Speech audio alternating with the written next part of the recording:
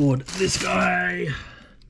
That's an A4 alloy intake, and my one does not have any of the stuff in here. What do they call that? Those velocity ridges or whatever. And that is apparently the correct part number for a Hurst Olds. God, look at this. Yeah, I'm working in my kitchen. Using Mr. Blowtorch here and an ice cube. And these vice grips, I got this bastard out finally.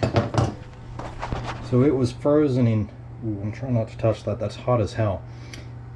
It was frozen right in there. So this guy, the thermostat housing stud, it snapped off while I was trying to take the thermo housing off. Everything else came off real nice except for this guy that cracked in half. Anyway, heated the bejesus out of it with the Burnzo-matic and then got it out with the vice grips. Finally, this is like my 4th time trying to get this. So actually, let's also look at my coffee cup, because I am very stoked and I no longer hate this.